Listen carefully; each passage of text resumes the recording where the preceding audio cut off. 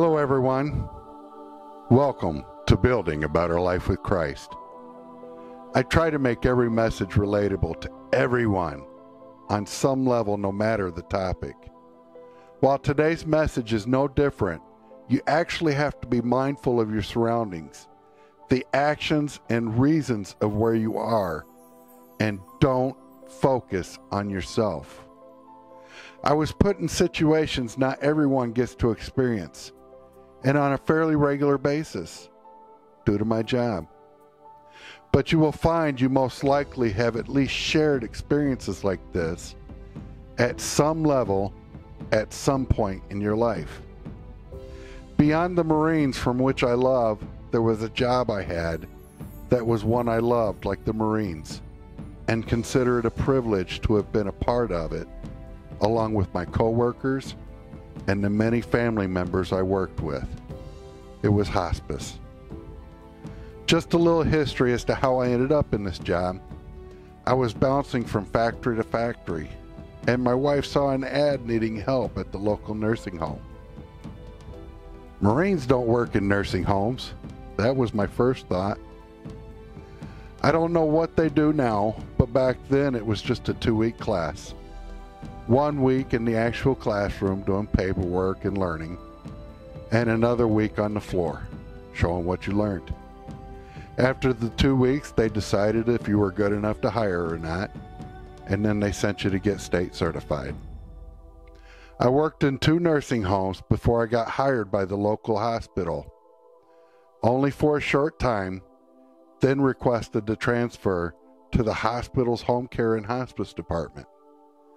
I thought it was cool being able to come into the office in the morning, do my paperwork to get me going for the day, and then go to my patients in their homes to take care of them, where they're the most comfortable, right? Even though along the way in my life was getting harder, my love for my job and people I cared for was a pleasure and honor. In hospice, not only do you care for the patient, but also the entire family of the patient, as well as maintaining the communication between the entire hospice team. I saw many things that gave me chills, and even more that gave me warmth. I'll be telling one story that has stuck with me, and will until I'm gone. In this story, I felt an extreme feeling of warmth that I can only believe came from my Lord Jesus. It even reminds me so closely to a story in the Bible from which I will reveal in a couple minutes after the story. I was given a patient that I started to see. He was a really nice guy, and he had a really rough past. I can't remember exactly, but I believe he was charged with attempted murder and spent a good amount of time in prison. While there, he contracted hepatitis from drugs with dirty needles. We talked a lot. He was at this point married to a good woman. He had a fractured family, and until he got put on hospice, had been attending church regularly. I tried to give my patients the best care, including the comfort of having someone to listen to. That's a big thing. This was a case that he told me something that I failed to say something right away that maybe could have prevented a lot of unneeded suffering. I'll reveal that shortly. I don't want to give it away too quick. The time came that he went into a coma. He wasn't eating and drinking, making noises or anything. He was literally withering away in front of us, and for a lot longer time than an average person could hold on. The team thought we needed to find long-lost family members and friends for him to know that they had been there. That didn't help. Went on for a long time. This went on until I remembered what he had said. He was afraid to die. Because even though he was doing things, trying to do things the godly way, he felt it wasn't enough. He was going to go to hell. That's what he felt. I immediately talked to the team and the social worker got a hold of his church's pastor. I was lucky enough, no, I wasn't lucky. I was blessed to be there along with the nurse, the social worker for my team, and a handful of family members.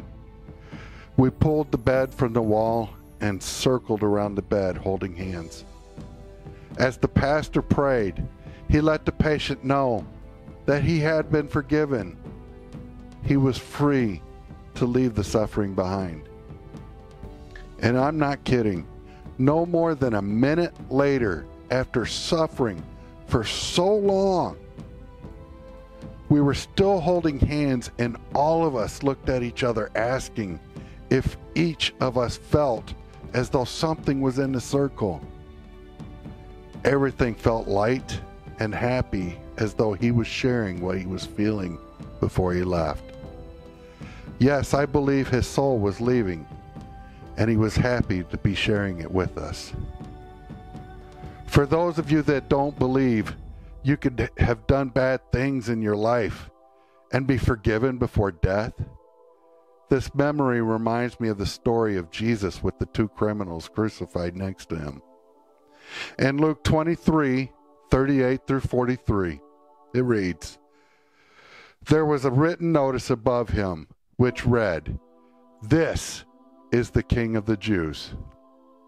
One of the criminals who hung there hurled insults at him. 'Aren't you the Messiah? Save yourself and us.' But the other criminal rebuked him. 'Don't you fear God?' he said. 'Since you are under the same sentence, we are punished justly, for we are getting what our deeds deserve. But this man has done nothing wrong.' Then he said, 'Jesus, remember me when you come into your kingdom.'